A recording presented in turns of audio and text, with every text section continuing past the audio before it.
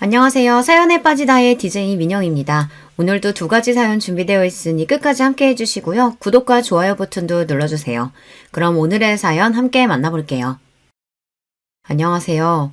평소에 이곳 유튜브에서 자주 듣기만 하다 이렇게 직접 사연을 쓰게 된 할머니입니다.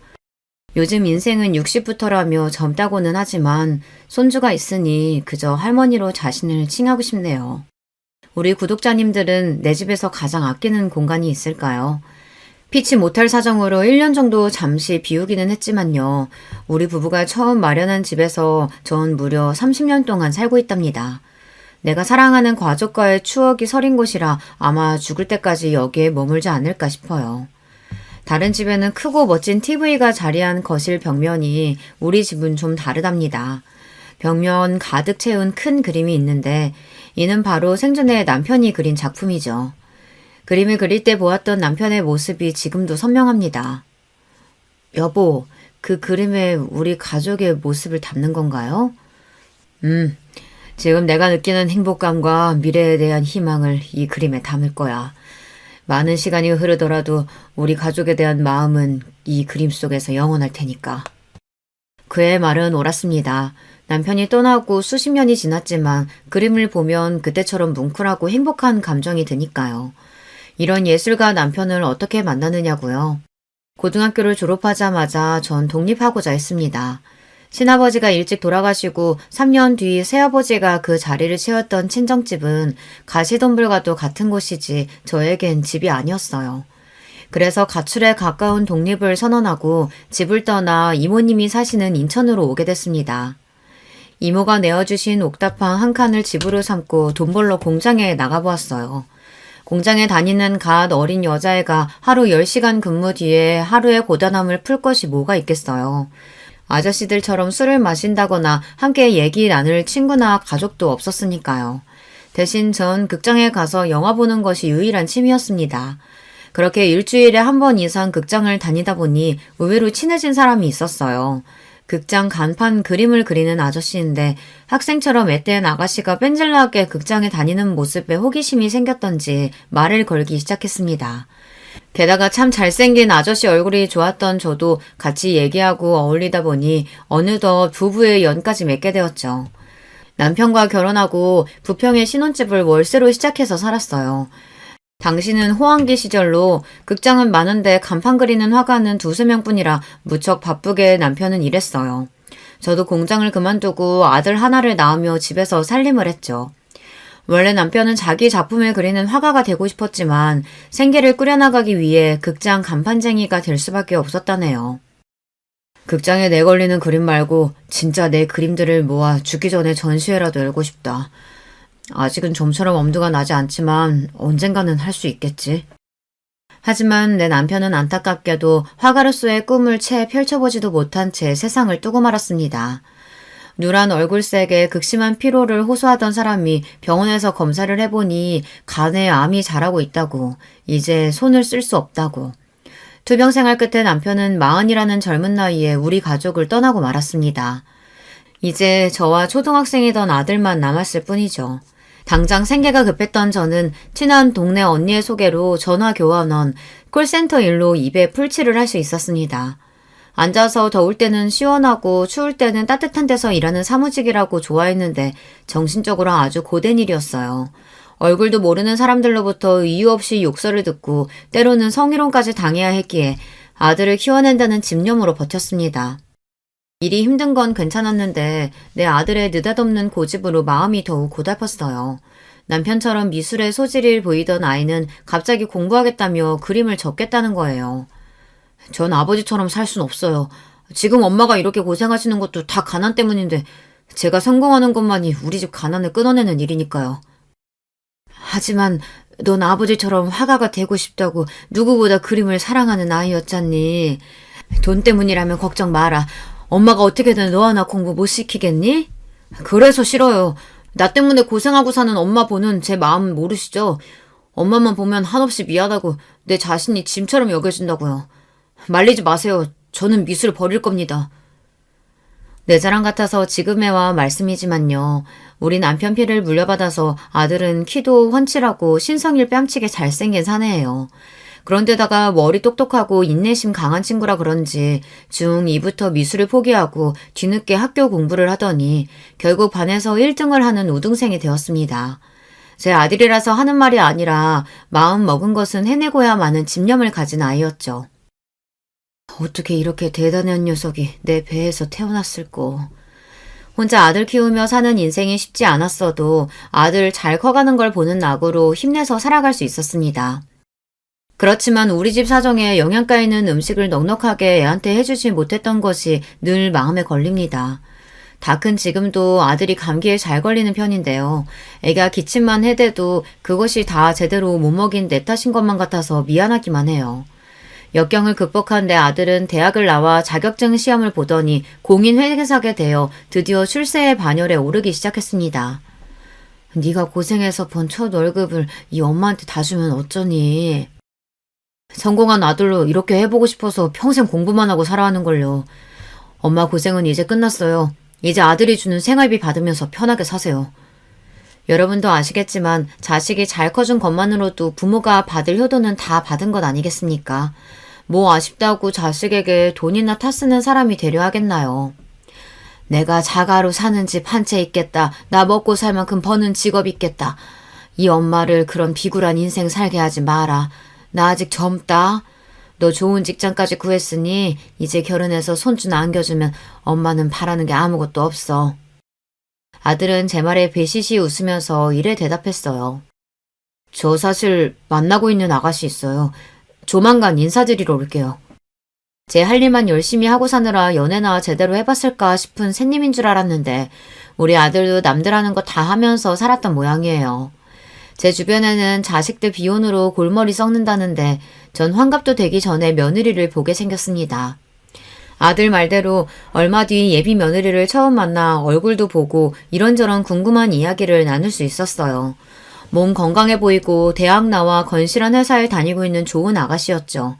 그런데 마음 한구석 찜찜한 것이 대화를 나눠보니 뭐랄까요. 친정집에서 과보로 자란 여식처럼 보였습니다. 제 나이 30이 되도록 독립해 본 적이 없이 집에서만 살았고요.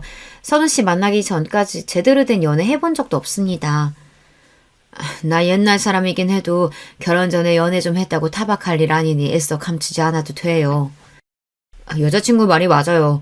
나랑 연애할 때도 9시만 되면 언제 들어오냐는 장모님 독촉 때문에 일찍 집에 보내야 했으니까요. 완전 마마골이라니까요. 이렇게 아들은 장난 섞인 볼멘 소리를 했는데 비단 이 일뿐만이 아니라 며느리 대학부터 직장까지 모든 일을 친정엄마가 정한 대로 따랐다더군요. 친정아버지가 교회 목사로 신앙심이 깊고 엄격한 집안에서 얌전히 자란 아가씨겠거니 좋게 생각했어요. 그래서 아들과의 결혼을 허락했습니다. 하지만 상견례를 나가보니 제 생각보다 더 심각한 집안이었어요. 상견례 자리에서 고개만 빳빳하게 들고 있던 안사돈은 첫인상부터 꽝이었습니다. 뭐가 그리 못마땅한지 잔뜩 굳은 표정으로 우리와 바깥사돈이 나누는 이야기에 대꾸도 안 하고 흥하고 이렇게 콧방귀만 끼고요. 한참을 그러고 있더니 처음 입을 열고 한다는 말이 이랬습니다. 내 모든 것을 바치고 키워낸 보물 같은 딸입니다. 이 아이가요. 전 그 옛날 시절 이화여대 졸업하고 일본 동경 유학까지 갔던 촉만 받는 인재였어요. 그런데 이 남편을 만나서 뜻을 펼치지 못하고 결혼해서 눌러앉아 버렸지만요. 내 못다한 꿈 딸이 이뤄주길 바랬는데. 어찌됐든 내 딸은 여느 집 자식들과 다르니 이 점 똑똑히 알아두세요. 신령하기로 소문난 무속인에게 최고의 기를 받아서 사주부터가 특별한 애예요. 내 계획하에 잘 가다가 어찌 코가 잘못 깨어서 이리 시집 보내게 되었네요. 지금 안싸돈 말은 내 아들이 잘못된 코란 얘기예요? 뭐 그저 말이 그렇단 얘기지 딱히 김서방 욕을 한 건 아니에요. 여러분 같으면 이런 여자랑 화기애애하게 대화를 이어갈 수 있으시겠어요? 이렇게 첫 단추부터 어긋나 버렸으니 그 뒤부터 무례한 안싸돈이 하는 말 하나하나가 몸서리치게 싫었어요. 그 옆에 내도 나랑 같았는지 결혼 이후로 가족 모임이 있을 때면 은근히 나를 따돌리고 우리 애들을 자기네하고만 지내려고 온갖 술수를 쓰더라고요. 나도 말을 함부로 내뱉는 안싸돈과 함께하는 자리는 불편해서 멀리하고 지냈습니다. 하지만 결혼 준비하면서 아들은 부쩍 안싸돈과 며느리와 부딪히는 일이 많아졌는데요. 한 번은 아들이 혼수 가전을 보고 와서 짜증이 난다며 저에게 얘기한 적이 있습니다. 같이 간 장모님께서 우리 쓸 가전이니 너희가 알아서 결정하라고 하셨거든요. 그런데 막상 우리가 대형 TV랑 냉장고 등 정해서 알려드리니 갑자기 기분이 상하신 거예요. 우리에게 실망했다면서 돌연 집에 가시겠다고 하더군요. 같이 식사라도 하자며 잡았지만 영 불편한 기색이셔서 하는 수 없이 집까지 모셔다 드리고 돌아왔어요. 그리고 그 일로 와이프와 싸웠고요. 그 뒤로도 장모님 모시고 몇 번 같이 다녀봤는데 그럴 때마다 우리 부부가 계속 싸우게 되더라고요. 장모님은 말도 안 되는 이유로 와이프를 쥐잡듯이 몰아세우셔서 참 곤란해요. 늘 절 존중하고 키운 엄마와 장모는 달라도 너무 달라요. 와이프가 아무리 항변해도 결국은 죄송하다고 머리 숙여야 끝이 나더군요. 아들 말을 들으니 마음 같아서는 이 결혼을 무르고 싶었지만 저도 아들도 그럴 용기까지 내지는 못했네요. 우여곡절 끝에 아들 결혼식 잘 마치고 하와이로 신혼여행까지 다녀왔습니다. 아들 부부는 별일 없이 잘 사는가 보다 하고 지내고 있었는데 오랜만에 집에 찾아온 아들의 얼굴은 말이 아니었습니다. 갓 결혼한 새신랑 얼굴이 왜 그렇게 어둡니? 뭐 새아기랑 싸웠어?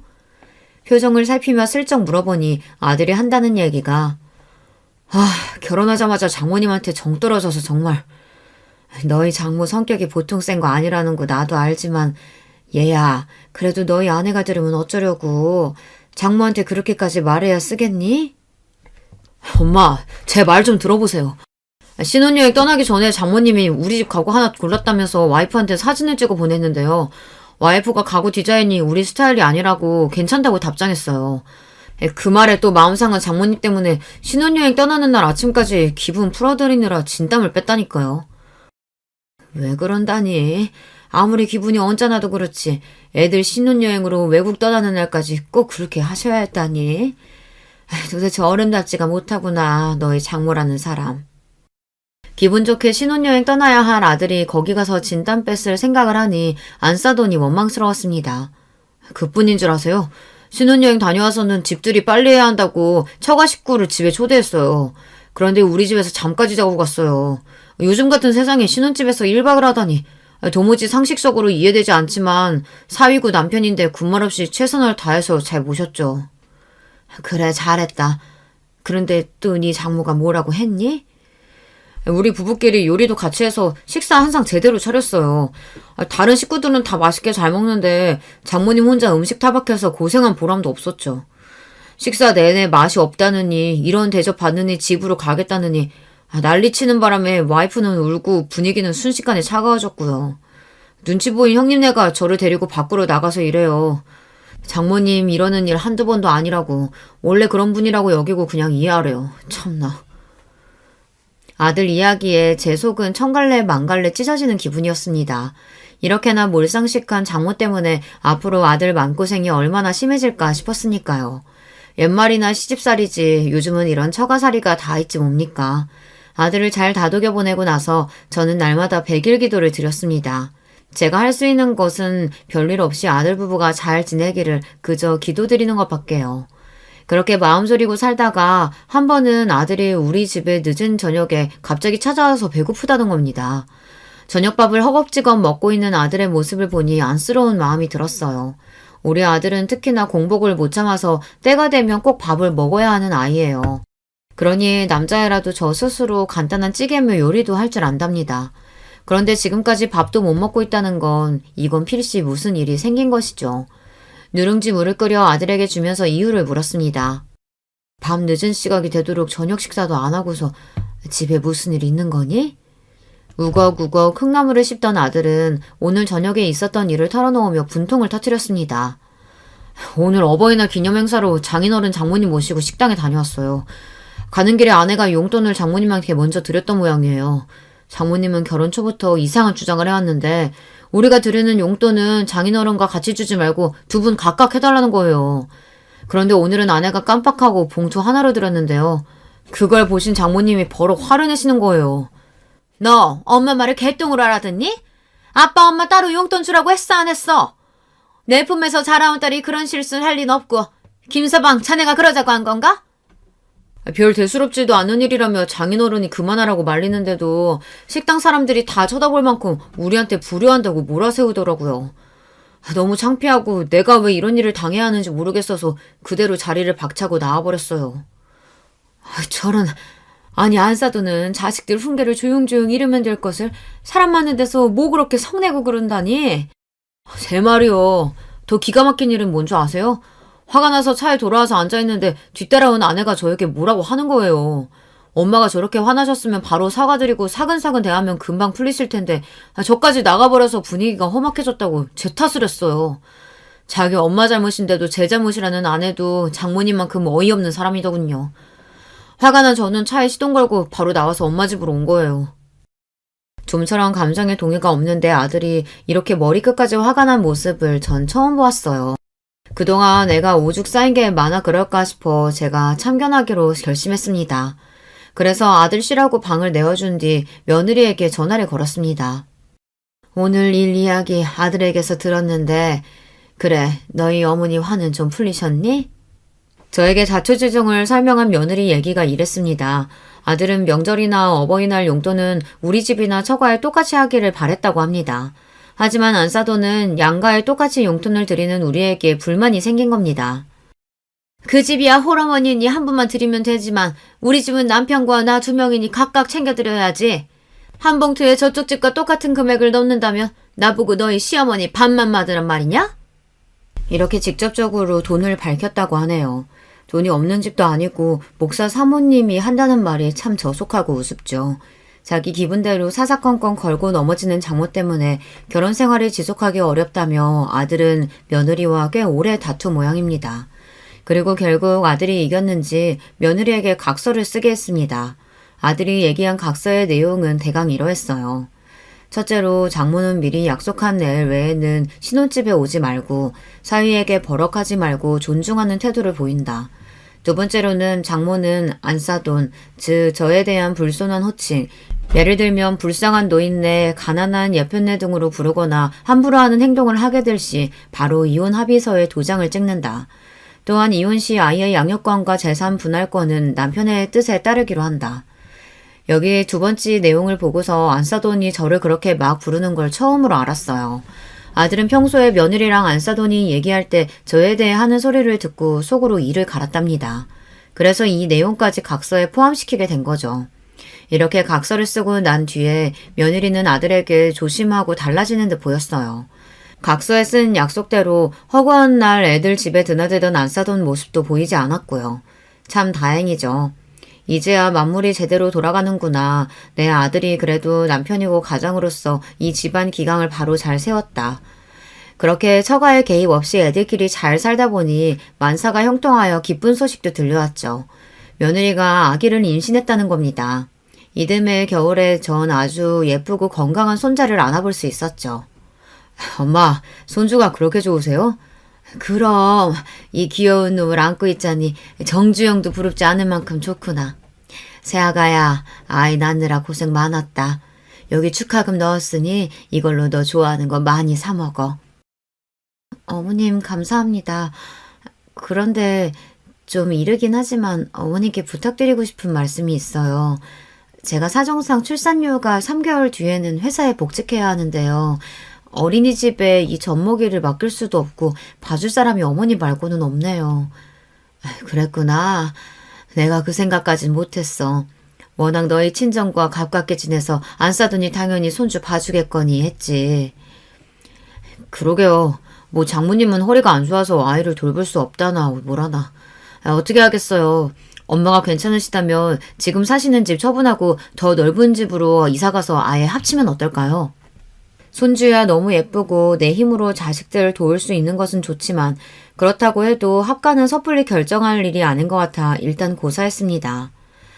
난 너희 어릴 때부터 추억이 남아있는 이 집이 좋은데 여기엔 너 요만할 때 키진답시고 연필로 표시해둔 벽도 있고 이곳저곳 돌아가신 아버지 손때가 남은 집 아니니 아무래도 난 이 집을 팔 수는 없겠구나.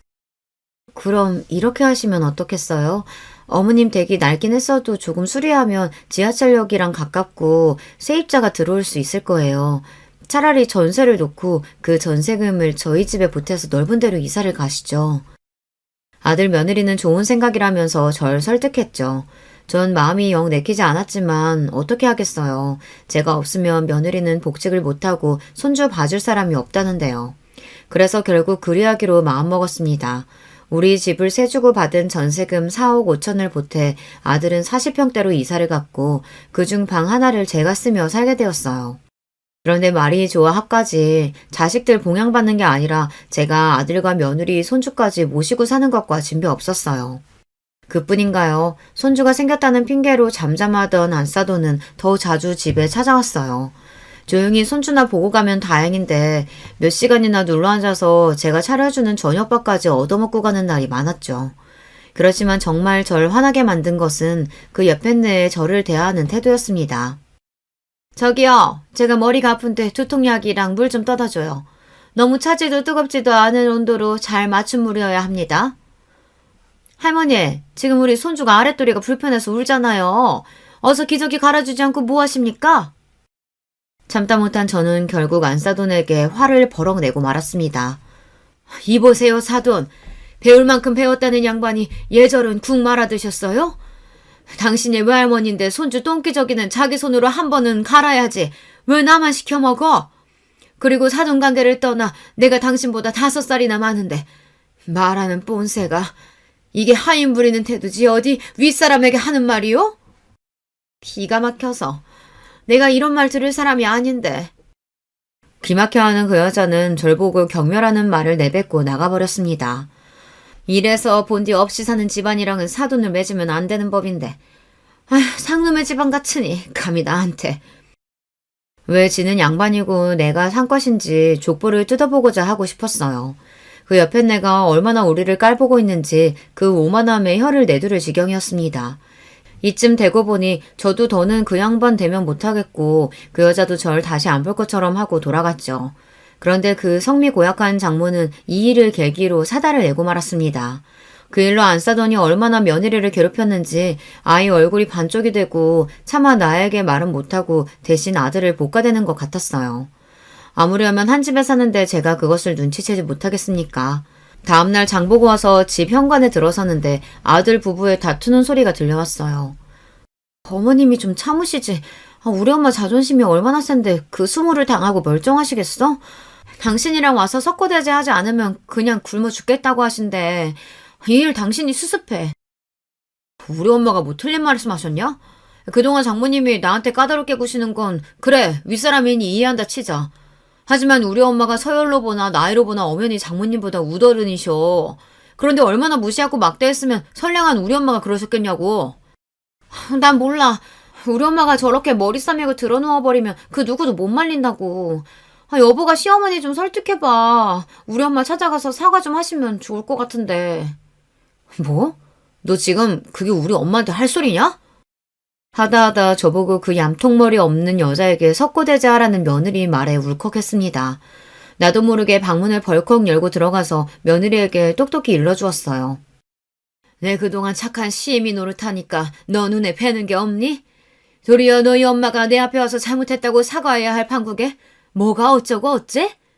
난 내 집으로 돌아갈 테니까 네가 회사 그만두고 우리 영수 키우던지 아니면 대단하신 네 엄마한테 키워달라던 너 네 마음대로 해라.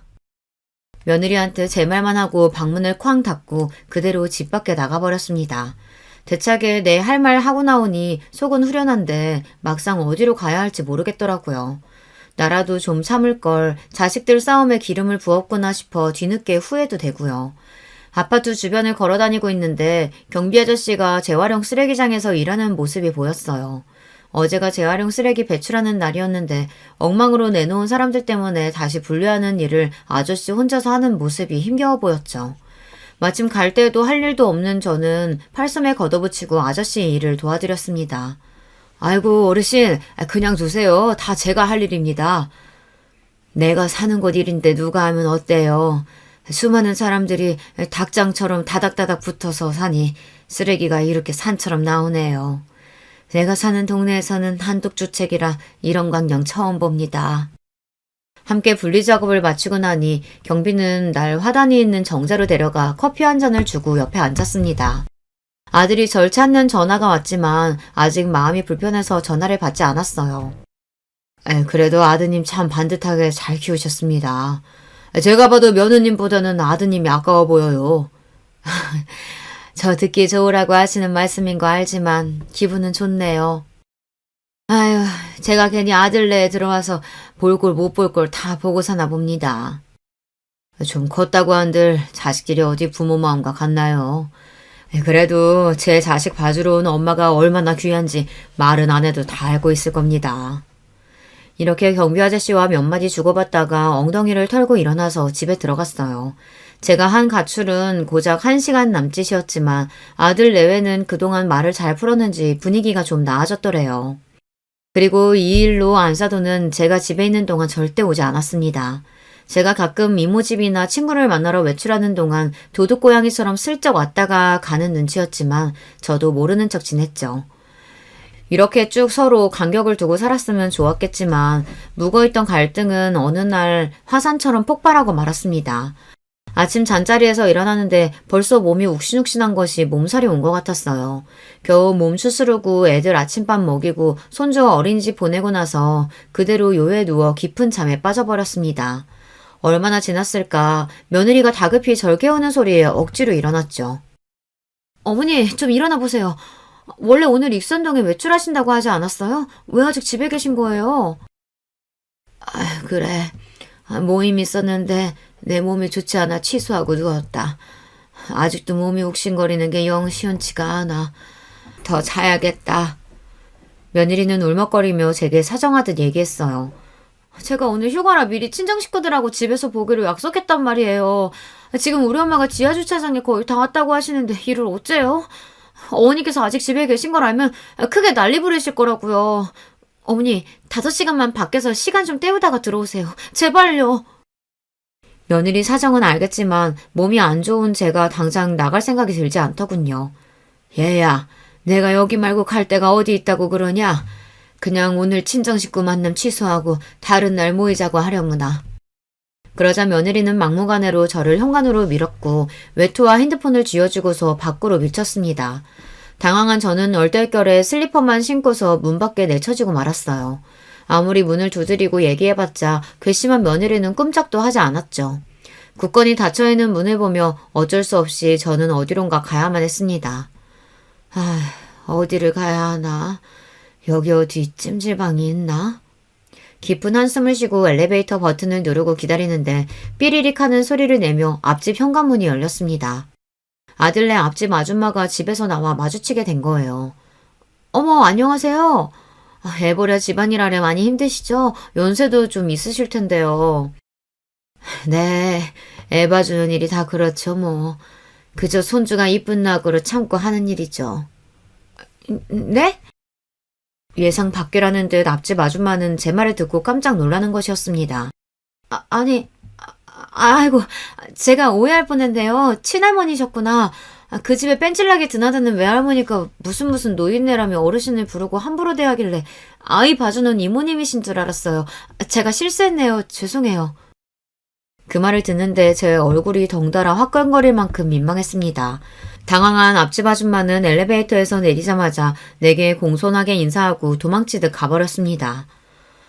안사돈이 나에 대해 뭐라고 하고 다녔는지 안 봐도 뻔하네. 모르는 사람들이 저렇게 오해할 정도로 그 집 모녀가 얼마나 나를 하찮게 대했으면. 서러움과 자괴감이 물밀듯 몰려와 목이 메었어요.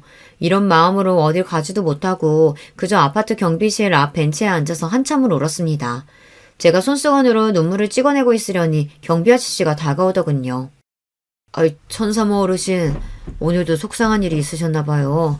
여기 요구르트 좀 드세요.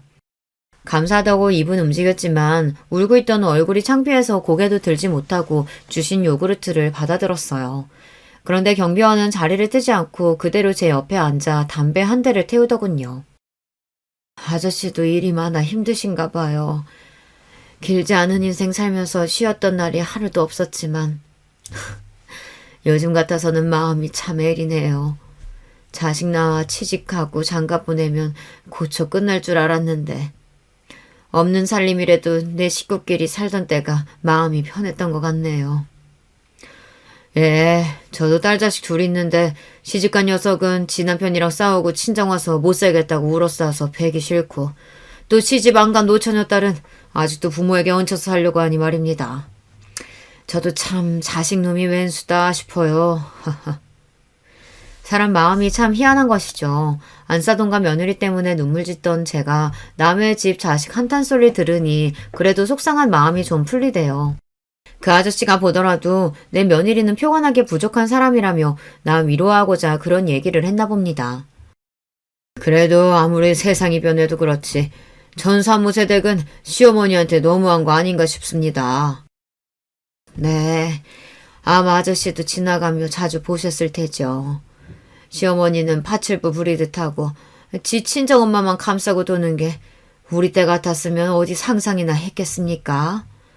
지금도요, 저희 엄마가 날 불편해한다고 5시간만 어디 나갔다 오랍니다. 감기에 걸린 나를 무슨 거지 쫓듯 쫓아내고 그렇게 쫓겨나왔어요, 저. 제 말에 아저씨는 오만상을 찌푸리며 함께 화를 냈어요. 아이, 세상에, 뭐 그런 여자가 다 있어. 아무래도 이 얘기를 들어야 할지 고민이었는데 어머니께서 하시는 편이 낫겠네요. 여기 경비실에 앉아서 종일 있다가 보면 원하지 않아도 백사동 주민들이 어찌들 사는가 훤히 보이죠. 이윽 후 경비원 아저씨가 들려준 이야기는 누구든 경악할 만한 그런 이야기였습니다. 얼마나 기막히고 상상도 못할 일인지 제 입에 다시 올리고 싶지도 않고 글을 쓰는 지금도 손이 벌벌 떨릴 지경입니다. 제가 몇 차례나 목격했어요. 그 집 여자 말입니다. 지금 바람 피우고 있습니다. 새벽녘에 어떤 차가 이 동 앞에서 기다리면 그 며느리가 주변을 두리번거리며 그 차에 훌쩍 타던 광경을 몇 번이나 제 눈으로 똑똑히 봤죠. 사람은커녕 길고양이도 지나다니지 않는 시각이니 아무도 모를 줄 알았겠지만 경비실에서 불 끄고 제가 보고 있다는 것은 까맣게 몰랐을 겁니다. 참. 바람? 바람이라뇨. 그게 정말이에요? 내 아들이 뭐 부족하다고 지보다 훨씬 인물 좋고 똑똑한 내 아들을 두고 딴 놈이랑 풀륜을. 그런데 말입니다. 경비 아저씨는 손바닥을 휘저으며 뭔가 불편하고 민망해하며 이렇게 얘기하는 겁니다. 아니요, 놈이 아니라 년입니다. 그 집 며느리는 어떤 다른 여자랑 바람이 난 거예요. 뭐라고요? 여자가 여자와 사랑하고 놀아단다니 여러분 믿겨지십니까? 저도 TV 무슨 프로그램 보다가 동성애하는 사람들이 있다는 얘기는 익히 알고 있습니다. 하지만 그런 사람들이야 별세계 사람들 아닌가요? 바로 내 며느리가 그런 잡종스러운 짓을 벌이다니 도무지 믿을 수가 없었어요. 제 가족을 걸고 맹세합니다. 그런 일은 물론 비밀에 붙여야 하고 원래 저도 공개할 마음은 없었죠. 그런데 그 여자는 평소에도 경비나 한다고 저를 무시했어요. 이 아저씨 거기 들어앉아서 경비하는 거예요? 마는 거예요? 거지 같은 인간들 여기에 출입 못하게 막아달라고 했잖아요. 오늘도 현관문에 마트 전단지 붙어있던데 당장 와서 떼줘요. 이런 식으로 종부리듯 하고요. 그런데다가 시어머니한테 이렇게까지 하는 걸 보니 그 여자 비밀을 폭로해야겠다 결심했죠. 그 이야기를 듣고 난 저는 제정신이 아니었습니다. 하염없이 생각하고 고민하다가 어느덧 늦은 밤이 되었죠. 집에 들어가니 저를 걱정하던 아들이 맞아주었어요. 이 늦은 시간까지 어디 다녀오셨어요? 걱정했잖아요. 그런데 엄마 얼굴이 왜 그래요? 무슨 일이라도. 아들을 지나쳐서 안방에서 TV를 보며 깔깔대고 있는 며느리 앞에서 천천히 그리고 깊고 엄숙한 목소리로 얘기했어요. 너 나한테 할 말 없냐? 평소와 다른 무거운 분위기를 눈치챈 며느리는 죄송했어요 어머님 하며 일어났는데 거기에 대고 전 결국 내질러 버렸습니다. 네가 여자를 좋아한다지 아마. 제 말에 며느리는 사색이 되고 말았습니다. 어머니 그런 흉측한 소리는 어디서 듣고 오신 거예요? 그럴 리가요. 말이나 되나요? 선우 씨랑 결혼해서 애까지 낳은 제가 무슨 여자를. 평소 네 행실이 그 모양이니 주변에서 원한을 샀으니 비밀이 내 귀에까지 들어왔지. 네가 차마 내 입으로는 더는 말 못하겠다. 세상 말살아해도 유분수지. 여자랑 그 짓을. 네가 이 모양 이 꼴인 거 너희 집에서도 알고 있냐? 제발 비밀로 해주세요. 우리 아버지가 목사세요. 제가 이런 줄 아시면 엄마한테 저 맞아 죽을지도 몰라요. 어디 기도원에 끌려가서 감금당하고 교육이라는 이름으로 고문당하고 말 거라고요. 그거야 내 알 바 아니지? 며느리가 잡은 손을 뿌리치고 아들을 불러 이랬습니다. 내가 지금 네 처에 대한 충격적인 비밀 듣고 오는 길이다. 네가 궁금해한다면 얘기해주겠다만 그게 아니어도 갈라서는 게 좋겠다. 몸살 감기에 걸린 이 어미가 며느리한테 뇌쫓김 당했는데 배알 없는 자가 아니고서야 내 어찌 여기서 계속 살고 싶겠느냐?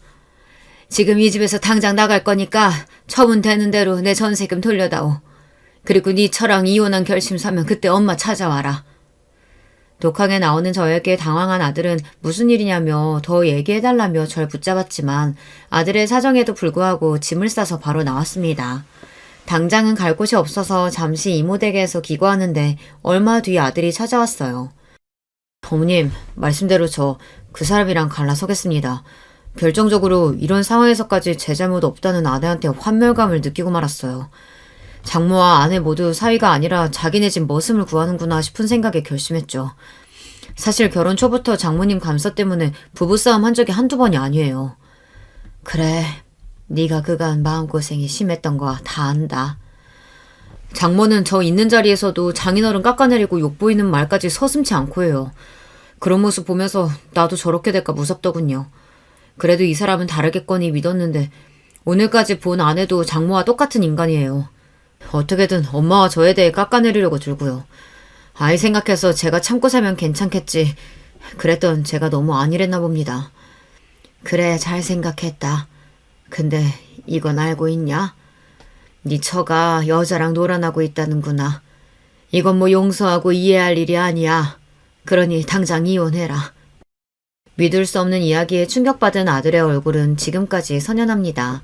축 처진 어깨를 한 가엾은 아들은 저에게 다시 오겠다는 말을 남긴 채 돌아갔어요. 그리고 한동안 연락이 없던 애가 걱정된 나머지 아들이 일하는 회사 앞으로 찾아갔죠. 그런데 바로 그곳에 장모라는 사람도 있는 겁니다. 이제 난 이판사판입니다. 고통받는 내 아들에게서 그 여자를 멀리 떨어뜨리려고 가서 그 얼굴에 대고 삿대질을 했습니다.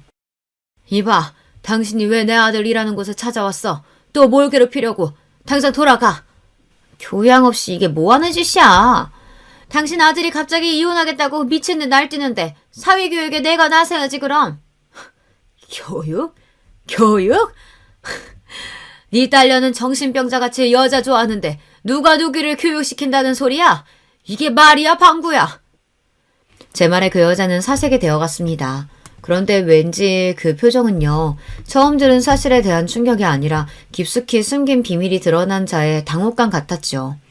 그 여자랑 옥신각신하는 그때 아들이 우리 앞에 나섰습니다. 장모님, 아니 당신이 여기에 왜 있습니까? 나는 당신 딸과 이혼하겠다고 분명히 밝혔고 집에서 내쫓았는데 무슨 할 말이 더 있어서요? 거지 같은 집안에서 낳은 놈이 사위라고 받아들여줬더니 이제 와서 이혼이라니? 감히 누구 마음대로? 이젠 저 지쳤습니다. 당신이 뭔가 대단한 사람인 마냥 착각하고 자기 고집대로만 쥐락펴락 해대는 통에 우리 부부가 갈라서는 거예요. 다 당신 책임이라고요. 그러자 갑자기 안싸도는 손을 들어 올려 내 아들의 귓방망이를 후려쳤습니다. 그 광경을 보고 눈이 뒤집힌 저는 그대로 안싸돈 머리끄댕이를 잡아 세차게 흔들었습니다. 이 거지 같은 년이? 지금 감히 누구 머리를 잘 잡아? 그래, 거지한테 어디 한번 혼쭐 나봐라. 전 평생 남에게 욕지거리나 남 얼굴에 손 한 번 대본 적이 없는 사람이었어요. 그렇지만 눈앞에서 아들이 그런 꼴을 당하는 걸 보니 없던 힘이 솟아나더군요. 한참 동안 안싸돈의 머리채를 잡고 다니면서 쌍욕을 하다 놓아주니 손가락 틈으로 그 옆에 내 머리카락이 수북히 뽑혀 있었어요. 안싸돈은 잔뜩 제 귀에 눌려서 이 거지 같은 모자 같으니 어디 두고 보자 하고 내빼더군요. 너 맞은 데는 괜찮니? 그럼요, 멀쩡해요. 엄마는 어디 다치신 데 없으세요? 우리 엄마 이런 모습 저 처음 봤어요. 아주 속이 후련합니다. 그치만 제 복수는 이제부터 시작이에요. 아들은 뭔가 복수할 묘안이 떠올랐는지 자신만만한 웃음을 지어 보였어요. 이후 그 아들이 말한 복수의 그 날이 찾아왔죠. 저와 아들은 바깥사돈이 목사로 있는 교회에 찾아갔습니다. 교회 앞에서 신자들과 인사하던 박가사돈과 안사돈은 우리들을 보고 흠칫 놀라했어요. 안사돈은 불이 났게 달려와서 우리를 내보내려고 했습니다. 여기가 감히 어디라고 기어와. 당장 나가지 못해? 그러자 아들은 큰 목소리로 말했습니다. 목사님, 이 교회는 새로운 신자를 박해하고 내쫓아버리는 그런 야박한 곳입니까? 그러자 나이 지긋한 어르신 한 분이 우리에게 오셨어요. 그럴 리가 있겠습니까? 우리 교회처럼 따뜻하고 목사님이 품어주는 곳은 없답니다. 하느님이 인도하심으로 오늘 아주 잘하신 거예요. 자자, 저랑 함께 예배당 안으로 들어가시죠. 그렇게 장로님이 우리를 귀하게 모시고 들어가자 안사돈도 어쩔 수 없다는 듯 물러서고 말았습니다. 박가사돈은 목사로서 설교하는 내내 진땀을 흘리며 우리의 눈치를 살피는 것이 불쌍해 보였죠. 찬송 시간에 아들은 우리를 맞이했던 장로님에게 이랬어요. 저희 어머니를 모시고 이 교회에 처음 와보니 참 마음에 드네요. 앞으로 더 다닐 수도 있는데 말미에 저희를 소개해 주실 수 있나요? 우리도 교회 분들에게 인사드리고 싶어요. 아들의 말에 넘어간 장로님은 한바구음을 지으며 교회 소식이 있다며 새 신자를 소개하겠다고 강단에서 말했습니다. 말을 마친 장로님은 아들에게 그 마이크를 넘기고 결국 사돈교회 강단에 아들은 나갔습니다. 이렇게 만나 뵙게 되어 무척 반갑습니다, 성도 여러분. 사실 저는 이 교회와 아주 깊은 인연을 맺고 있는 사람이에요. 하지만 어찌된 일인지 목사 사모님은 사위인 제가 이 교회에 오는 것을 굳고 말리시더라고요. 왜겠어요? 그 집안의 더럽고 추악한 꼴을 제가 이 교회에 폭로할까봐 그래서야겠죠. 그리고 아들은 그간 장모가 벌여온 아나무인으로 굴었던 일들을 소상히 밝혔습니다. 교회 안은 순식간에 웅성거리는 소리로 시끄러워지기 시작했죠. 폭로를 막으려는 목사 부부 앞을 바로 제가 가로막았어요. 어떤 사진이 대문짝만하게 실린 종이 한 장을 그 얼굴에 내밀며 말이죠. 그 사진은요, 바로 며느리가 야밤에 여자와 입을 맞추고 부벼댄 모습이었습니다. 경비원 아저씨가 목격했던 사진을 찍어 저에게 주었기에 그것을 아들은 전단지로 만들었거든요. 전 교회의 모든 사람들이 알 수 있도록 그것을 나눠주고 있었고요. 사람들의 놀라운 탄식이 이곳저곳에서 들려왔습니다. 박가사도는 자기 딸의 치부를 처음 알았던 모양인지 얼굴이 하얗다못해 시퍼렇게 질려갔어요. 여러분, 전단지 사진 보십시오. 이 사진 속 주인공은 바로 여기 목사님의 딸입니다. 또 저의 아내이기도 했죠. 저와 가족을 능멸하고 예전부터 애인이던 여자와 결혼 이후까지 관계를 지속해왔어요. 딸은 양성애자여 그 어미는 거머나게 짝이 없는 사람인데 이런 사람을 목사의 가족이라고 따르실 수 있습니까? 핵폭탄급 폭로에 박가사도는 의식을 잃고 쓰러지는 실신을 하고 말았어요. 응급차를 부르고 교회는 순식간에 아수라장이 되었습니다. 이후의 일은 여러분께서 예상하시는 그대로입니다. 신자들은 거의 모두 교회를 떠나갔고 박가사도는 실신 뒤 심혈관 질환이 심해져서 목회 활동을 접고 집에 누워있다고 들었어요. 자기 남편이 그 지경이 되었으니 안사돈이야 이제 간병인 신세나 되고 말았죠. 자기 부모와 어찌나 격하게 다투었는지 며느리는 친정을 떠나서 자기 애인과 동거하고 있다는 흉흉한 소문까지 듣게 되었고요. 우리 아들은 며느리에게 양육권도 아파트도 뺏기지 않기 위해 착실히 이혼 소송을 준비하며 잘 지내고 있습니다. 기억하고 싶지 않은 일만 가득했던 아들 아파트를 처분하고 나니 당장 우리 식구가 거처할 곳이 사라지고 말았어요. 근처의 호텔 같은 곳에서 얼마간 지냈지만 평생 그런 곳에 지내본 적 없는 이 늙은이에게 차갑고 휘황찬란하기만 한 호텔은 집 같지 않았습니다. 잠자리도 불편하고 부엌이나 세탁실이 없어 살림도 못하고 갑갑했어요. 무엇보다 어린 손주가 옆방에 폐가 될까봐 울거나 노는 것도 못하게 막으니 어린 곳에게 못할 짓을 한다 싶었습니다. 하는 수 없이 저는 내 집을 살고 있는 세입자를 찾아갔어요. 정말 죄송합니다. 혹시 계약 기간이 끝나기 전에 이사 가실 수는 없으실까요? 아직 1년이나 남았는데 무슨 소리냐며 펄쩍 뛰는 사람들에게 저는 솔직하게 제 사정을 자세히 말씀드렸습니다. 제 이야기에 마음을 움직인 젊은 세입자 부부는 제 말을 들어주기로 했습니다. 그리고 저는 고마운 마음에 이사비를 드리겠다고 하고 잘 마무리 지었죠. 이런 우여곡절 끝에 내 소중한 집에 다시 들어올 수 있었어요. 지금 아들 손주랑 우리 집에 아픈 데 없이 잘 살고 있어요. 아들이 원하는 방향으로 며느리와 이혼을 매듭짓고 나니 훨씬 얼굴이 편안해 보였습니다. 그리고 아들 방에는 어느 틈엔가 캔버스와 유화 물감 등이 채워지더니 집에 있는 틈틈이 그림을 그리기 시작한 것이죠. 엄마, 저 다시 붓 잡게 되었어요. 여러 해 겪으면서 제게 소중한 것들에 집중하는 것이 중요하다는 걸 깨우쳤거든요. 내 아들, 엄마, 그리고 그림이요. 저 사실 그림에 대한 마음 접은 적은 없었거든요. 아주 잘 결심했구나. 생전에 아빠가 너 5살 때 그림 보고 하셨던 말씀 기억나니? 그럼요. 그때 생생히 기억해요. 네 그림 보면 조선시대 이암 선생의 목연도가 떠오르는구나. 어미 등 뒤에 누워 포근한 잠에 빠져든 강아지의 모습까지 너무나 평화롭고 사랑스러워 보여. 이렇게 가족애가 절실히 와닿는 표현력이 뛰어난 그림은 처음이라며 극찬하셨던 거 말이죠. 맞아. 기억하는구나. 우리가 인생의 우여곡절 끝에 돌아 왔지만 건강한 육신이 있고 가족으로 함께하니 이제라도 욕심을 내려놓고 네가 하고 싶은 걸 해라. 우리 손주는 이 어미가 힘 닿는 데까지 잘 보살펴 줄 테니. 진심으로 아들의 자신이 원하는 일을 하는 것을 축하하고 지지해 주었습니다. 화근이었던 며느리와 그 사돈네와 마주칠 일이 없으니 인생이 한결 편해지고 이렇게 사연을 써보기도 하네요. 만약에 여기에서 제 글을 뽑아주시면 저는 물론이고 우리 가족도 같이 기뻐할 것 같아요. 물론 어린 손자는 나중에 커서 이해할 나이가 되면 그때 제 어미에 대한 이야기를 들려주어야 하겠지만 말이에요. 글쟁이가 아닌 사람이라 여러모로 많이 부족했을 텐데 지금까지 제 사연을 들어주신 여러분 감사드립니다. 알 수 없는 인생길에서 어떤 고난이 오더라도 용기 갖고 가족과 함께 이겨내시길 바랍니다. 모두 평안하고 행복하세요. 안녕하세요. 저는 집안 모처에 사는 40대 아이 둘 엄마입니다.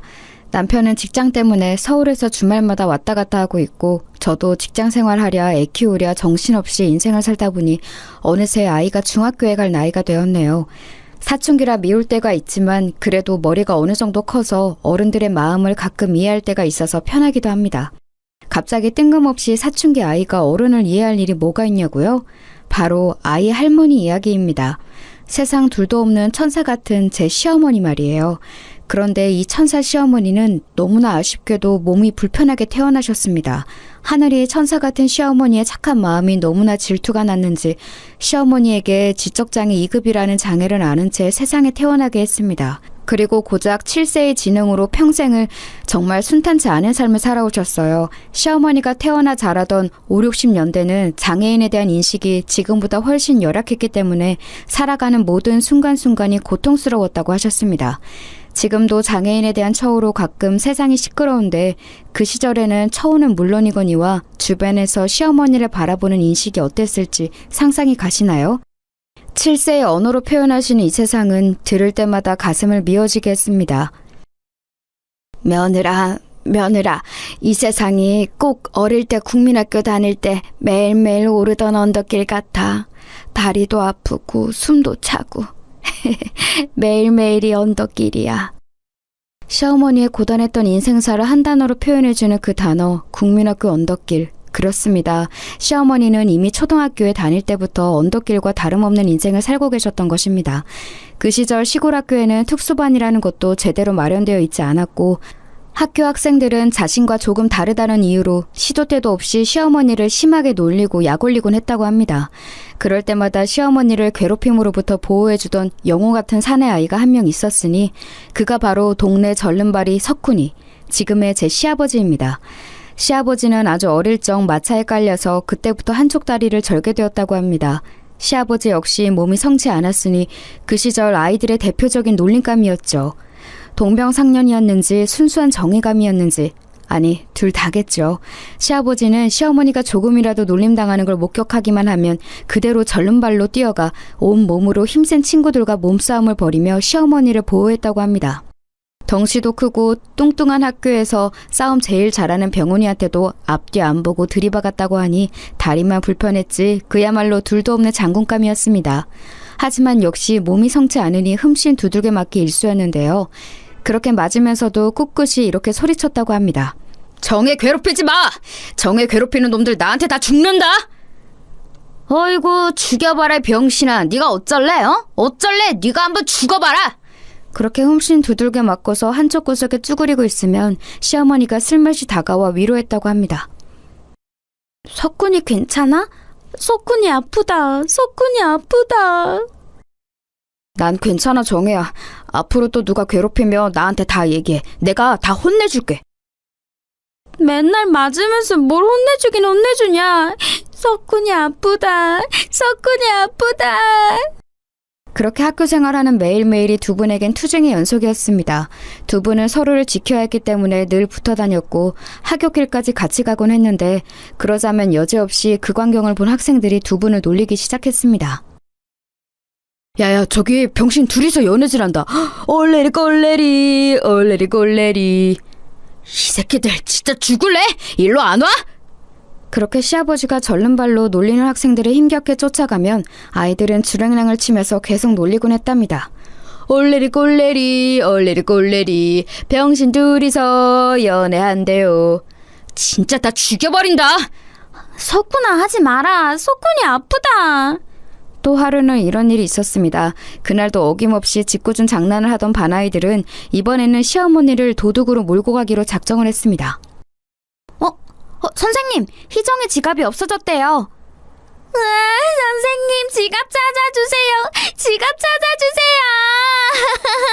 찾아주세요. 선생님, 아무리 생각해도 체육 시간에 아프다고 안 나갔었던 정혜가 수상해요. 그래, 정혜야. 체육 시간에 반에 쭉 혼자 있었지?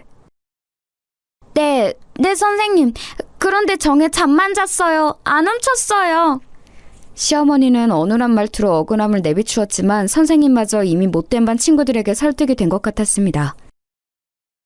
정혜야, 선생님이 널 의심하는 건 아니고 어디 가방 좀 잠깐 보자. 가방 안에 희정이 지갑이 없으면 네 억울함도 풀릴 것 아니니? 선생님, 정혜 진짜 억울해요. 정혜 안 훔쳤어요.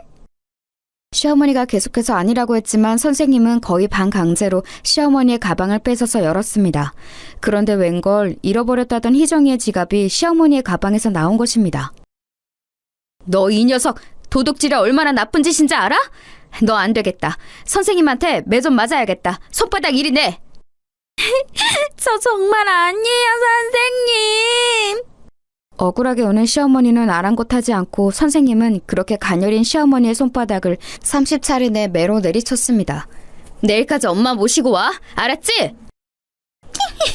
아이고, 병신에다 가난해가지고 이제는 도둑질까지 하네. 도둑년이다, 도둑년. 정혜 정말 억울해요. 정혜 아니에요, 선생님. 그때 선생님의 심부름을 갔던 시아버지가 돌아와서 그 광경을 지켜보더니 얼른 나섰습니다.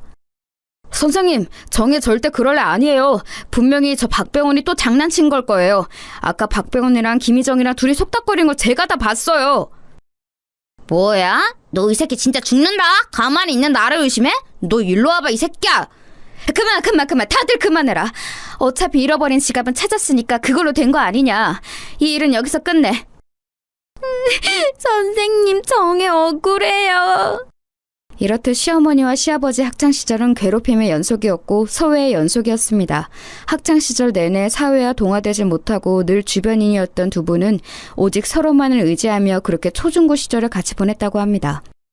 그 와중에 놀랍게도 시어머니는 수학을 굉장히 잘하셨습니다. 수학 하나로 도내 경시대회에서 1등도 하고 그때 당시 문교부 장관상도 받고 하실 정도로 수학 하나는 천재적이었다고 해요. 그러나 가난했던 집안 환경과 성치 않았던 몸으로 인해 끝끝내 대학까지 진학하지는 못하였습니다. 세상은 이렇게 천재적인 수학자를 한 명 잃게 된 것입니다. 이렇듯 세상에는 특출나고 빼어난 재능을 가지고 있음에도 그 재능을 미처 다 펼치지 못하고 사라져가는 인재가 많은 것 같아 너무도 안타깝습니다. 저희 가장 가까운 시어머니가 그렇다고 하니 더더욱 가슴이 아픈 얘기입니다. 시아버지는 고등학교 졸업과 동시에 가업을 이어서 목수일을 시작하셨습니다. 두 분은 서로를 오랜 세월 지켜준 것이 연인이 되어 그렇게 성인이 되자마자 결혼을 하셨습니다. 두 분이서 목공소를 운영하면서 생계를 이어나갔고 몇 년이 지나 소중한 새 생명이 태어나게 되었는데 그가 바로 지금의 제 남편입니다. 두 분은 시어머니가 가진 장애로 인해 혹시나 그것이 자녀에게까지 이어질까봐 마음을 많이 졸이셨는데 다행히도 발달장애는 유전적 경향성을 가질 뿐 유전병은 아니기 때문에 한쪽만 지적장애를 가지고 있을 경우에는 자녀까지 그럴 확률이 많이 떨어진다고 합니다. 그래서 그런 염려와 달리 남편은 아주 건강한 사내아이로 잘 태어나게 되었습니다. 남편은 그렇게 무럭무럭 자랐습니다. 수학을 잘하던 엄마의 머리를 이어받아 학교 공부도 늘 우수한 성적이었고 명문대학을 우수한 성적으로 졸업했습니다. 남편과 저는 사내에서 만났어요. 둘 다 공부벌레였기 때문에 학창시절 내내 연애라곤 못 해봤고 대학을 졸업한 뒤에도 일에만 매진했기 때문에 더더욱 그럴 기회는 없었죠. 사실 저희 둘 다 처음부터 서로에게 끌렸던 것은 아닙니다. 그런데 어느 순간 남편이 자신의 일에 열정과 애정을 가지고 열심히 몰두하던 모습이 멋있어 보여서 제가 먼저 끝나고 맥주 한잔 하자고 데이트를 신청한 것이 계기가 되어 교제를 시작하게 되었습니다. 그렇게 2년 정도 연애를 하게 되었고 조금씩 결혼 얘기가 오가게 되었습니다. 미진아, 이제 우리 결혼도 생각하고 해야 하니까 솔직하게 할 얘기가 있어. 그동안 우리 부모님, 특히 엄마 얘기는 잘하지 않았지. 그건 부끄러워서라기보다 혹시나 네가 편견을 가지고 있으면 어떡하지 하는 생각에 미처 말하지 못했었어. 그렇게 조심스레 꺼내준 시어머니 이야기를 시작으로 앞서 설명드렸던 시부모님의 역사와 남편의 탄생 얘기까지의 거대한 가족사를 듣게 되었습니다. 저는 그런 남편의 가족사를 듣게 되니까 오히려 남편이 더 좋아졌습니다. 그리고 세상의 편견에 맞서 두 분의 삶을 꿋꿋하게 살아오신 시부모님이 존경스럽기까지 했습니다. 이런 가정에서 자란 사람이라면 믿고 남은 삶을 함께해도 되겠다고 생각했습니다. 오빠, 나는 편견은커녕 오히려 오빠와 아버님, 어머님이 자랑스러운걸. 두 분이서 이겨낸 이 세상, 우리도 앞으로 부부로서 함께 잘 이겨내보자. 그렇게 양가와 친구들의 많은 축복 속에 저희는 부부의 연을 맺게 되었습니다. 결혼을 하던 날 시어머니는 제 손을 꼭 붙잡고 하염없이 우셨습니다. 며느라, 며느라, 고마워. 정말 고마워. 내 딸애라, 내 딸. 미진이 내 딸이다, 내 딸. 꼭 붙잡은 두 손으로 전해져 오는 지나온 시어머님의 인생사가 느껴져서 저도 같이 한참을 울었습니다. 감사해요, 어머니. 저희 앞으로 잘 살게요. 결혼 이후 시어머님이 어찌나 잘해주시는지 정말 황송할 지경이었습니다. 저희 신혼집은 퇴근하면 늘 깨끗하게 청소가 되어 있었습니다. 그것도 일부러 저희 신혼생활에 방해될까봐 제가 출근해 있는 동안 번개처럼 집안일을 해놓고 가셨던 것입니다. 남편은 서울에서 왔다 갔다 하느라 평일에는 집에 없는데도 불구하고 어머니는 제가 퇴근할 때쯤이면 어느새 집안을 싹 정리하시고 집에 돌아가신 뒤였습니다. 그리고 시시때때로 반찬이며 건강식이며 몸에 좋은 것들을 가져다 주셨습니다. 사랑이 가득 담긴 삐뚤빼뚤 글씨의 쪽지와 함께요. 며느라, 오늘도 일하느라 고생했지? 아침 미자 이모네 반찬 가게에서 새로 만든 메뉴랑 뱃속의 아기한테 좋은 영양제랑 같이 해서 놓고 갈게. 잊지 말고 챙겨 먹어. 고마워, 며느라. 이렇게 지극정성이시며 고마워해도 제가 고마워하는 게 맞는데 시어머니는 늘 제게 고맙다고 하셨습니다. 언제고 직접 밥을 해서 제게 먹이고 싶다고 하셨습니다. 불을 다루시기에는 조금 위험할 수 있어서 열심히 배우는 중이라고 하셨습니다. 정말 친부모님에게서도 받지 못한 시어머니의 지극정성에 저의 결혼 생활은 고된 업무 중에도 감동이 그칠 날이 없었습니다. 남편이 서울에서 직장 생활을 하느라 집안일을 돌볼 사람이 없어서 시어머니는 아마도 제게 더 신경을 써주셨던 것 같습니다. 더더군다나 아이까지 임신하게 되니까 시어머니는 거의 친엄마와 다름없이 저를 돌봐주셨습니다. 그 시절에는 임신한 여자가 직장 생활까지 병행하는 것이 참 녹록지 않았는데 그 모든 것이 가능했던 이유는 모두 시어머니의 도움 덕분이었습니다. 그렇게 주말은 사랑하는 남편과 시간을 보내고 주중에는 시어머니의 사랑을 듬뿍 받는 행복한 결혼 생활을 이어가고 있을 무렵 저희 부부에게도 소중한 생명이 찾아오게 되었습니다. 연년생으로 딸과 아들을 낳게 되었는데 정말 아이가 크는 속도는 빛의 속도보다 조금 못한 정도일 것 같아요. 품 안에 한 손에 들어오던 조그만 아기였던 녀석들이 어느새 쑥쑥 자라서 유치원도 가고 초등학교도 가고 하니 말이에요. 아이 키워보신 분들은 모두 공감하실 겁니다. 큰딸 아이가 입학하던 날 그 힘든 워킹맘 생활이 이제는 조금은 더 수월해지는 것 같아 한시름 놓았던 기억이 있네요. 그런데 그 아이가 초등학교에 입학하고 시간은 또 흘러서 어느덧 가을 운동회가 열린 무렵이 되었는데 그때 작은 사건이 하나 터졌습니다. 제가 일이 바빠서 참석을 못하게 되었고 남편 역시 주중에는 서울에 있으니 참석하기 어려운 것은 마찬가지였습니다. 어쩔 수 없이 시부모님께 부탁을 하려고 전화를 드렸는데 흔쾌히 와주시겠다고 하셨습니다. 그렇게 통화를 끊었는데 제 통화를 엿들은 딸아이가 슬며시 다가오더니 제게 말했습니다. 엄마, 운동회 날 할머니가 와?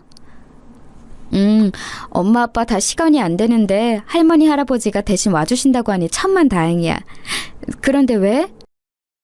그게 그냥 오지 말라고 하면 안 돼? 친구들이 자꾸 놀려. 놀리다니? 그게 무슨 말이야? 친구들이 우리 할머니 바보라고 나도 똑같이 바보 될 거라고 맨날 놀려. 청천벽력 같은 이야기였습니다. 그게 무슨 소리야? 할머니 바보 아니고 너도 바보 안 될 거야. 어떤 녀석이 그런 못된 소리를 해? 딸아이에게서 들은 이야기는 놀라웠습니다. 딸아이 입학식 날 할머니 할아버지 다 참석을 하셨는데 그날 할머니가 다른 어른들과 다르게 조금 어눌하게 행동을 하자 그것을 보고 있던 반 아이들이 기억을 해두었다가 입학을 하자마자 놀리기 시작했다는 것입니다. 입학식으로부터 가을 운동회까지 반년안의 시간 동안 아이가 할머니 이야기로 놀림을 받았다는 게 너무나 화가 났습니다. 지영아, 잘 들어. 할머니는 몸이 불편하신 거지 바보가 아니야. 다른 누구보다도 너는 할머니 부끄러워하면 안 돼. 할머니가 얼마나 슬퍼하시겠니? 몰라. 그냥 할머니 오는 거 싫어. 오지 말라고 해. 대차게 울어대는 딸아이에게 할머니는 우리와 조금 다른 사람일 뿐 그 누구보다도 착하고 천사 같은 분이라는 걸 어떻게 이해시켜 주어야 할지 막막했습니다. 처음 해보는 엄마 노릇이 정말 힘들다는 걸 강력하게 실감했습니다. 8살 초등학생 아이에게 어떻게 장애에 대한 편견을 바로 잡아주어야 할지 미처 배우지 못했으니까요. 무엇보다 이 이야기를 시어머니께 어떻게 전달을 해야 할지가 가장 난감했습니다. 아이는 할머니 오는 거 싫다고 떼를 쓰지 이 이야기를 시어머니께 전달을 하자니 시어머니가 평생을 당해온 수모와 멸시를 제가 한 스푼 더 보태는 것과 다를 바 없지. 정말 울고 싶을 지경이었습니다.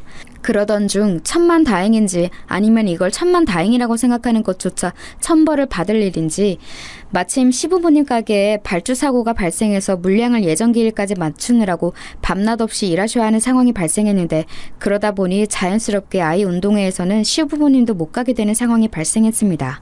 딸아이의 운동회에 가족이 아무도 참석 못하는 것은 미안한 일이지만 딸아이가 할머니가 오는 게 그렇게 싫다고 떼를 쓰던 게 결국 이루어져 버렸는데 그것 때문에 일종의 안심을 하는 제 모습을 보면서 너무 죄스러웠습니다.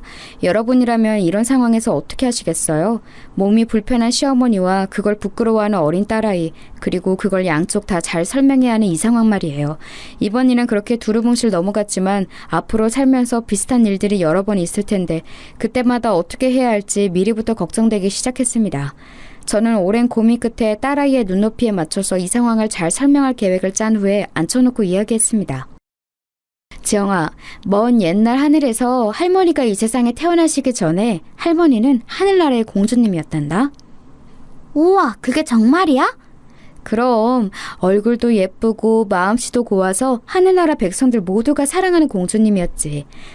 그런데 그러던 어느 날 공주님이 인간들이 사는 이곳을 내려다보고 있었는데 하루는 너무 내려가 보고 싶더래. 그래서 천년에 한 번 하늘나라와 인간 세상을 오가는 말 한 마리가 마침 하늘나라 정거장에 와 있을 때였는데 인간 세상에 몹시 가보고 싶었던 공주님이 급하게 말 위에 올라탔다가 인간 세상에 내려오는 길에 말에서 떨어지게 된 거야. 그러면서 공주님이 머리를 부딪히게 되었고 생명이 위독한 상태가 되었어. 하늘님이 그런 공주를 보시고 안타깝게 여기셔서 공주님의 목숨을 살려주는 대신 인간 세상에 무한한 사랑을 전하고 오라는 명령을 내리셨어.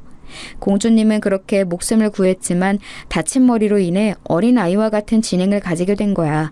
그렇지만 하늘님의 바람대로 세상 누구보다도 착하고 고운 심성으로 지금까지도 그 사랑을 세상에 뿌리고 계셔.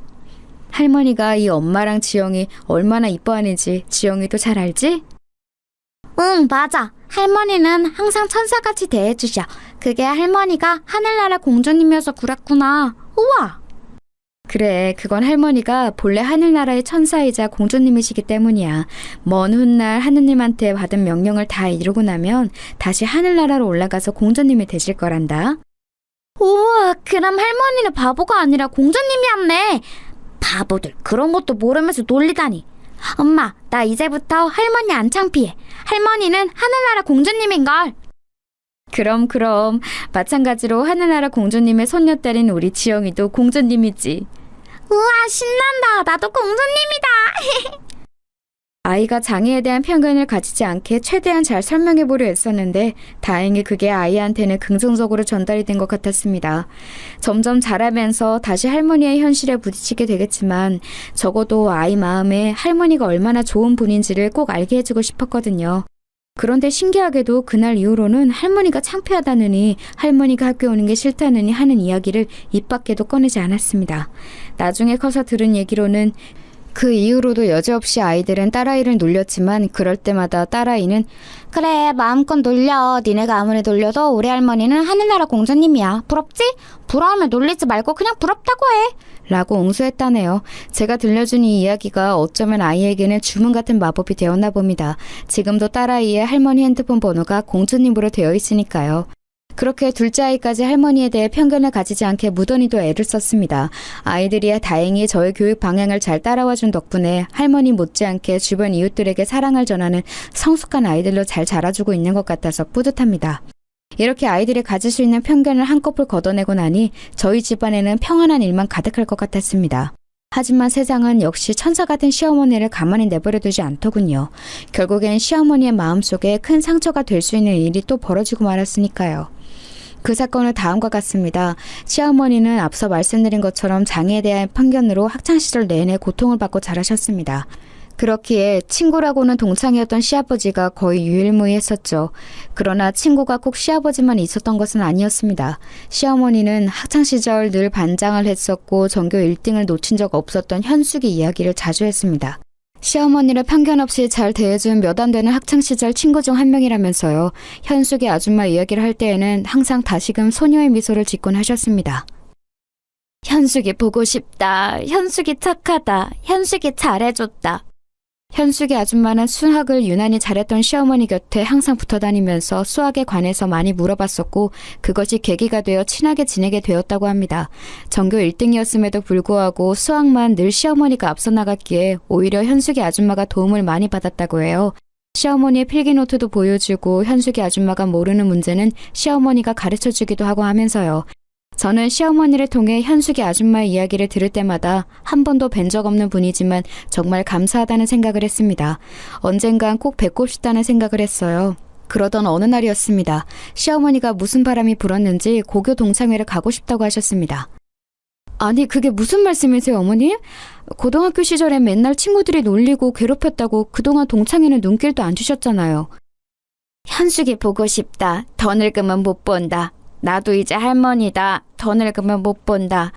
시어머니의 말씀은 이랬습니다. 학창시절 자신을 괴롭힌 친구들만 수두룩했던 것도 사실이지만 나이가 이제 칠순이 다 되다 보니 꼭 보고 싶은 사람은 보고 살아야겠다는 생각이 들었는데 그중 한 명이 학창시절 자신을 편견 없이 대해주었던 현숙이라는 겁니다. 시어머니의 이런 마음이 이해가 가긴 했지만 한편으론 걱정이 되기도 했습니다. 그 동창회 자리에 시어머니를 괴롭혔던 친구들도 나올 텐데 또 상처를 받고 돌아오시는 건 아닐지 해서요. 그래도 굳고 가고 싶다고 말씀하시는 시어머니를 말릴 수는 없었습니다. 그렇게 물가에 아이 내놓은 심정으로 시어머니를 동창회에 보내드린 날 결국 우려하던 일이 터지고 말았습니다. 시어머니는 동창회에서 돌아오신 날 밤 펑펑 우시며 제게 말했습니다. 현숙이 밉다. 현숙이가 내가 제일 못 산다고 놀렸다. 거기 있는 애들 전부 다 나 못 산다고 놀렸다. 현숙이도 밉고 동창들도 다 밉다. 아니 어머님 그게 무슨 말씀이세요? 자세히 좀 말씀해보세요. 시어머니께서 들은 자초지종에 저는 정말 경악을 금할 수 없었습니다. 그 내용은 이랬습니다. 불편한 자리임이 분명함에도 어린 시절 자신에게 잘해주었던 현숙이를 꼭 보고야 말겠다는 일념으로 참석하게 된 고교 동창회 자리는 처음에는 생각보다 무난했다고 했습니다. 세월이 너무나 많이 지나서 그런지 얼굴도 못 알아보기는 친구들도 많고 어린 시절 자신을 괴롭혔던 것도 너무나 오래 지난 일이라 어느 정도 감당이 되더랍니다. 그리고 어린 시절 그렇게 못되게 굴었던 친구들도 나이를 먹고 힘이 다 빠졌는지 학창시절만큼 그렇게 표독스럽지 않았다고 합니다. 그리고 그렇게 꿈에 그리던 현숙이 아줌마가 뒤늦게 등장한 순간 어머 너 정이 아니니? 네가 여길 어떻게? 현숙이다. 내 친구 현숙이다. 시어머니는 그렇게 거의 50여 년 만에 다시 만난 현숙이 아줌마를 얼싸안고 엉엉 울었다고 합니다. 이제 죽어도 여한 없다. 현숙이 드디어 만났다. 그런데 현숙 아줌마의 태도가 조금은 이상했다고 합니다. 어린 시절 그렇게 살갑고 친절했던 현숙 아줌마가 왠지 모르게 거리를 두는 느낌이었다고 했습니다. 시어머니는 처음에는 아마도 세월이 오래 지나서 어색해서 그랬겠거니 하셨다고 합니다. 그런데 화장실을 갔다가 돌아오는 사이 친구들은 시어머니가 돌아오면서 다 듣는지도 모르고 이렇게 얘기를 하더랍니다. 야, 쟤 누가 데려왔어? 왜 이런 날까지 저런 애를 데리고 와서 분위기 망치는 거야? 아우, 내 말이. 딱 보니까 현숙이 너 보러 왔나 보다. 너는 그러니까 적당히 잘해주지. 왜 과하게 잘해줘가지고 몇십 년 지나서까지 이렇게 찾아오게 해? 그런데 그 뒤로 바로 이어지는 현숙이의 답변에 시어머니는 억장이 무너져 내렸다고 합니다. 야, 난들 뭐 잘해주고 싶어서 잘해줬냐? 지능은 애 수준도 안 되는 게 꼭 수학에서만 나를 앞질러 가잖아. 그게 처음에는 너무 괘씸하고 배알에 꼴려서 니들이랑 똑같이 괴롭혀줄까 싶었는데 그게 아니라 아예 내 편으로 만들어버리자는 생각이 들더라고. 평소에 여기저기서 병신 소리 듣다가 내가 조금만 잘해주니까 해볼래 해가지고 금방 나한테 안기는 꼴이 얼마나 웃겼는지 아니? 시어머니는 그 순간 자신이 살아온 모든 인생에 부정당하는 느낌이었다고 합니다. 남편을 제외하고 유일하게 자신의 친구가 되어줬던 현숙이 모두가 괴롭히고 손가락질을 해댈 때도 자신을 사람 대접해줬던 그 착한 현숙이가 사실은 자기 수학 점수 높이려고 시어머니를 이용한 거였다니. 그런데 그 뒤에 이어지는 말이 더 가관이었습니다. 와, 근데 어떻게 아무리 장애인이라지만 50년이 넘게 지났는데 꼬라지 초라한 건 여전하냐? 동네도 어릴 적 살던 그 동네 아직 산다며? 아들내미랑 며느리도 무슨 일 하는지 겨우겨우 근근히 먹고 산다던데 모르긴 몰라도 우리 중에 제일 가난할 거다. 그런데 지가 여기가 어딘 줄 알고 함부로 찾아와? 막말로 우리가 그 지긋지긋한 총구석 벗어나려고 얼마나 했었냐? 근데 전년을 보니까 그 지긋지긋했던 동네가 다시 떠오르네. 시어머니는 뒤에서 몰래 듣고 있다가 참기 힘들었는지 그대로 뛰쳐나와 말했습니다. 거짓말! 현숙이 거짓말이다! 오랜만에 만난 정을 골려주려고 장난치는 거다! 맞지? 맞다고 해! 빨리!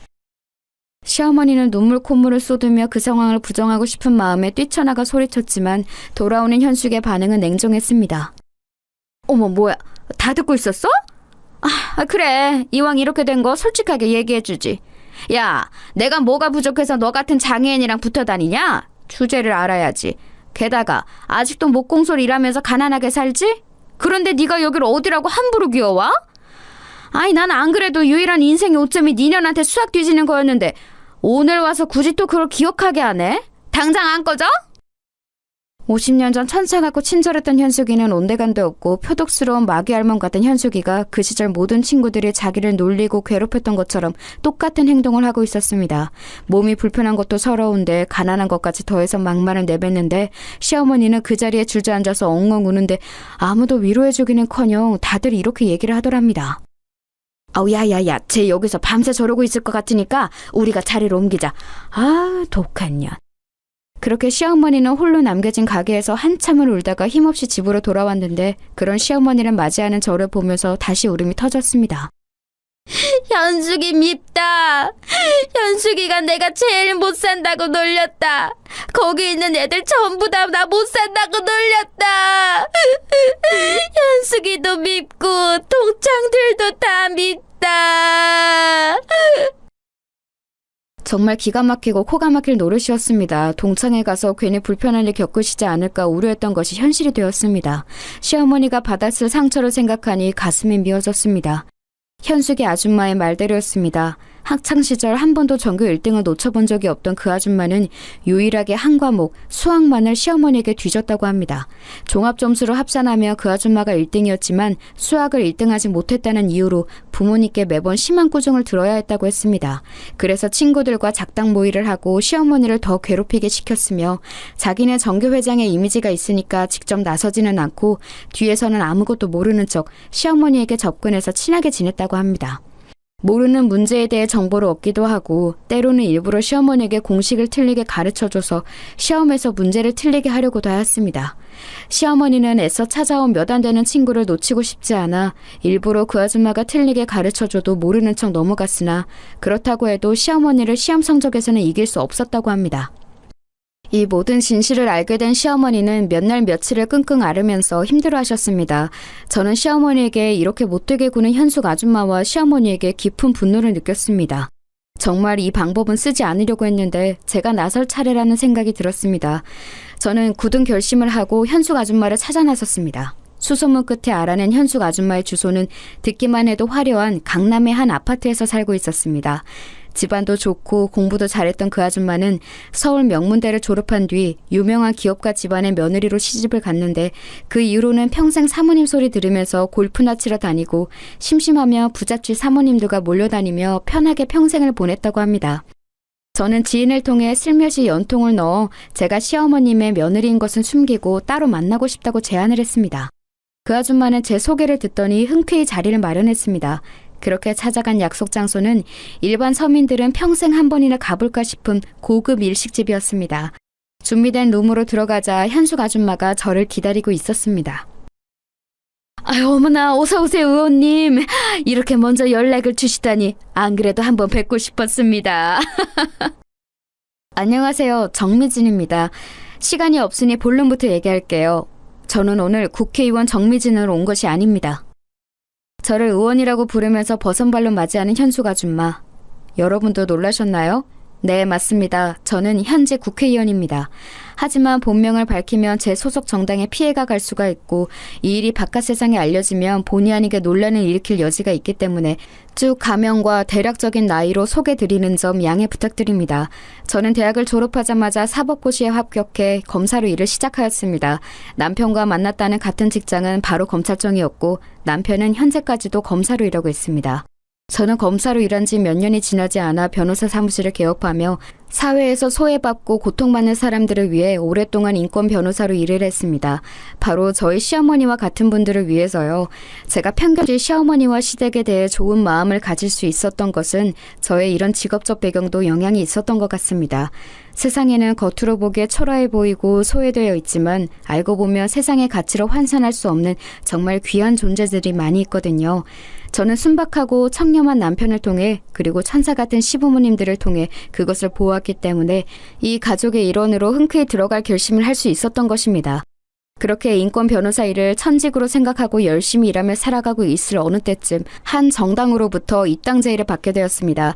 지금 제가 하는 인권 변호사 일은 소외받는 한 사람 한 사람에게 물고기를 잡아줄 수는 있지만 제가 국회로 진출해 좋은 법안들을 만들기 시작하면 그 소외받는 한 사람 한 사람이 스스로 물고기를 잡을 사회적 기반을 마련하는 일이라는 것이 저를 캐스팅한 의원님의 의견이었습니다. 저는 그 말에 크게 감복하여 국회로의 진출을 결심했고 한 번 낙선의 고배를 마신 뒤에 다시 도전하여 국회에 입성했습니다. 그 이후로도 제 정치적 노선은 고통받고 소외받는 계층들을 향했습니다. 시어머니에 대한 마음이 애틋해지면 애틋해질수록 더욱더 그것이 제 길이라 여겼죠. 그런 제 방향이 당내에서와 지역구에서 지지를 받아 당내에서의 제 입지가 꽤 괜찮은 편이었습니다. 중앙정계에 진출할 만큼의 영향력은 아직 없었고 아직 저를 못 알아보시는 시민 여러분들도 꽤 계시지만 마음만 먹으면 지역구에서 꽤 영향력을 행사할 수 있는 정도는 되는 것 같습니다. 그렇기에 유수의 기업 대표나 사모님들은 저를 통해 정치권에 줄을 대려고 알게 모르게 한번 만나자는 연락을 많이 했었습니다. 하지만 저는 그런 것은 딱 질색이라 다 거절하고 오로지 제 사명만을 바라보며 달려왔습니다. 그렇게 제 사명에 열심히 매진하고 있을 무렵 한 기업의 회장이 펼치는 기업 정책이 제 지역구의 소외계층에게 커다란 피해를 입히고 있다는 소식을 접하게 되었고 그 기업에 대한 비난 여론이 점점 거세지고 있었던 찰나였습니다. 그런데 그 기업의 회장이 누구인지 아세요? 바로 이 현숙 아줌마의 남편이었던 것입니다. 제가 눈여겨보고 있던 기업의 회장과 저희 시어머니에게 크나큰 상처를 주었던 현숙 아줌마의 연결고리를 처음 알게 되었을 때 제가 얼마나 놀랐을지 상상이 가세요? 그래서 저는 조금도 지체 없이 현숙 아줌마를 만나자고 한 것이었습니다. 네? 그게 무슨 말씀이세요? 우리 바깥 양반 일로 보자고 하신 거 아니었어요? 네, 물론 그런 것도 없잖아 있지요. 하지만 저는 오늘 소외받는 한 가정의 가족으로서 이 사회의 정의를 실현할 의무가 있는 한 시민으로서 이 자리에 온 것입니다. 아니, 계속 알 수 없는 말씀만 늘어놓으시네. 나도 시간 없으니 본론만 빨리 말씀하시고 끝내요. 나 만나자는 국회의원이 한둘인 줄 알아요? 좋은 일로 보자고 하시는 줄 알았더니 사람 짜증나게 하시네. 저는 사모님께서 그렇게 무시하고 멸시하시던 임정혜님의 며느리입니다. 오늘은 저희 시어머니에게 지난 동창회에서 심한 모욕감을 주신 것에 대해 사과를 받으러 왔습니다. 아니, 지난 동창회에서뿐만 아니라 평생에 걸쳐 장애인이라고 저희 시어머니를 업신여겼던 것 정식으로 사과하세요. 뭐야? 아이고 참나, 난 또 뭐라고. 이봐요, 의원 양반. 그래. 내가 그쪽 시애미랑 동창이요. 그게 뭐? 친구도 없이 매번 놀리만 당하던 장애인이랑 내가 친구해준 건데 상을 받았으면 상을 받아야지. 사과는 무슨 얼어 죽을 놈의 사과. 한 번도 이길 수 없었던 수학 성적. 저희 시어머니에게 접근해 그것을 어떻게든 비정상적인 방법으로 뒤집어 보려고 하셨던 거겠지요. 정말 추잡하기 이를 데 없습니다. 저희 집안 그렇게 무시하실 만큼 가난하지 않아요. 시어머니가 워낙 소탈하고 순박하셔서 평범하게 다니시는 거라고요. 기업가에서 오래 사셨다고 하더니 겉모양으로만 사람 판단하는 눈만 생기셨나 봅니다. 하나 더 말씀드릴까요? 사모님은 지금도 수학으로 붙어도 저희 시어머니 절대 못 이기세요. 뭐야? 야, 너 진짜 죽고 싶어? 우리 집안이 어느 집안인 줄 알고 지금 눈 시퍼렇게 두고 대들어? 우리 바깥 양반 있긴 한 번이면 너 같은 초짜 의원 모가지 날리는 건 일도 아니야. 알아? 그 모가지 저 대신 그 위대한 바깥 본 걸로 대신 날리면 어떨까요? 뭐가 어째? 저에 대해 이미 알고 계셨다면 저희 남편에 대해서도 들으셨겠죠. 이미 중앙수사부에서는 사모님 남편분의 비리 의혹에 대해 많은 증거들을 확보해 놓은 상태입니다. 아무리 돈에만 눈이 멀었어도 소외계층 배를 째가면서까지 벌진 마셨어야죠. 지금 제 지역구와 남편을 잘못 건드리신 겁니다. 애초에 사과는 안 하실 것 같아서 기대도 안 하고 왔는데 설마 일만이라도 저희 시어머니와 저희 가족에게 사과하시는 태도를 보이시면 정상 참작이라도 하려고 했는데 그런 마음을 가진 게 후회되네요. 네, 제가 찾은 이 기업과 시어머니 동상과의 연결고리로 인해 상황은 저희 가족에게 매우 유리한 상황이 되었습니다.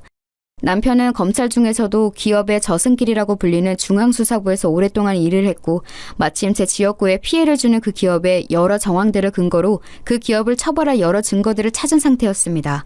정식으로 압수수색을 진행하기 전에 제가 잠깐만 기다려달라고 한 다음에 이 아줌마를 만나게 된 것이죠. 두고 보세요. 사모님과 남편분이 평생 누리고 살았던 것 일순간에 나락으로 보내드리겠습니다.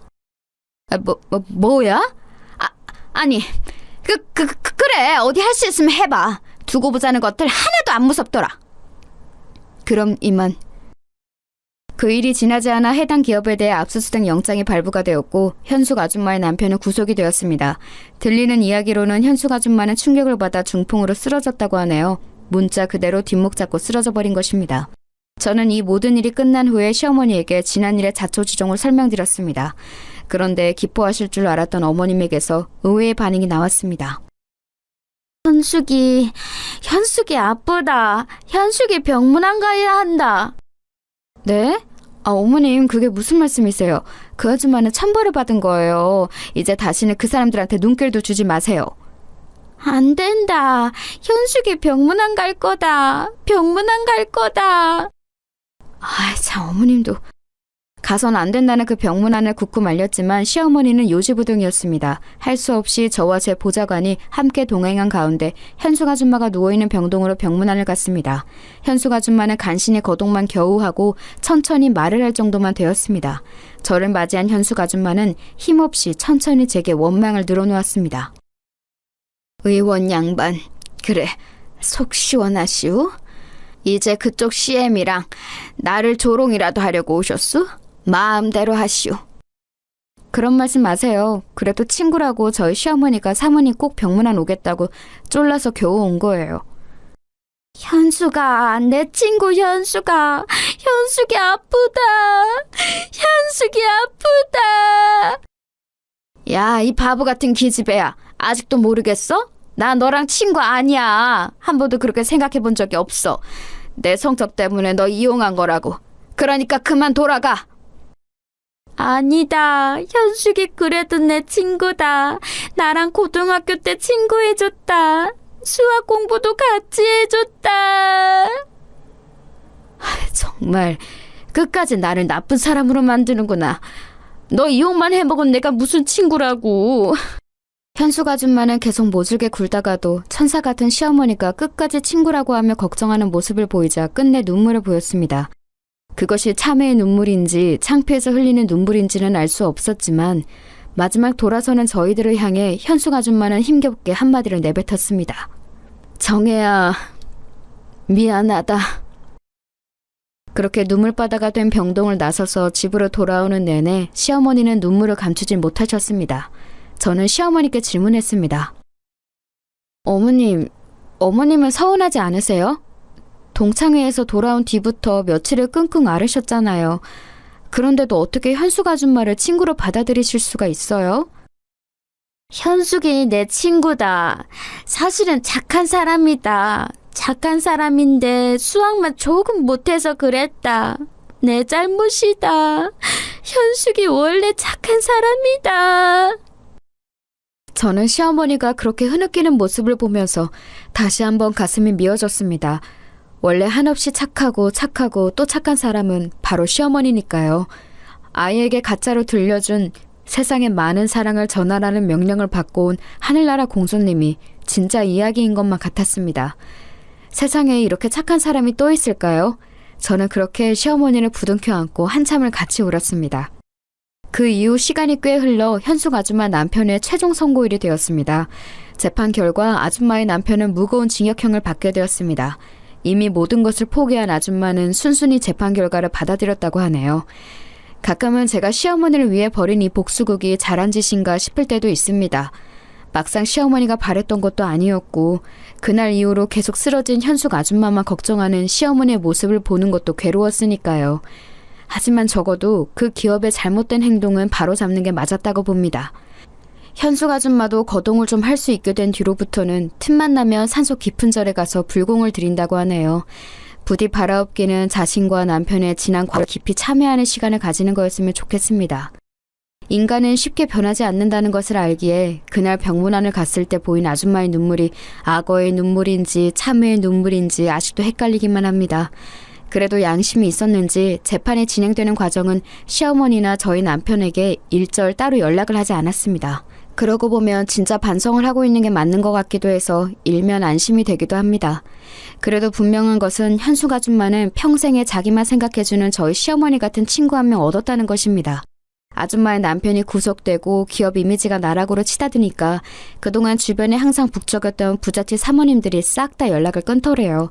남편을 구제해보고자 백방으로 법조인들이며 기업가 집안 사람들을 찾아다녔지만 전부 외면하더랍니다. 아마 아줌마는 그때 깨달았겠지요. 자기가 인생을 잘못 살았다는 것을요. 그리고 또 한 가지 깨달았을 겁니다. 이렇게 힘들 때 곁에 있을 친구 하나 없이 모두 자신을 떠나갔지만 정혜만은 내가 무슨 일이 생겨도 곁에 있을 거라는 것을요. 여러분은 인생을 살면서 저희 시어머니 같은 천사를 만나보신 적이 있나요? 있다면 그것은 여러분이 하늘님의 축복을 받은 사람들이란 증거입니다. 먼 훗날 시어머니가 하늘님 곁으로 돌아가실 때 여러분이 받았던 사랑이 또 씨앗이 되어 여러분의 주변에 한없이 끊임없이 퍼져 있을 것을 믿어 의심치 않습니다. 그리고 여담입니다만 시어머니 얘기하느라 미처 다 얘기하지 못한 시아버지 이야기를 다음번에는 꼭 한번 하고 싶네요. 이 시아버지 이야기도 정말 영화 한 편 쓸 수 있을 정도로 재미있거든요. 그것은 아쉽지만 다음 기회로 미루어야 할 것 같습니다. 오늘은 할머니를 무척 사랑하는 손주들이 할머니와 함께 바닷가를 놀러 가기로 한 날이거든요. 그래서 제 사연은 여기서 마무리해야겠네요. 그럼 모두 서로가 사랑하는 하루 보내세요.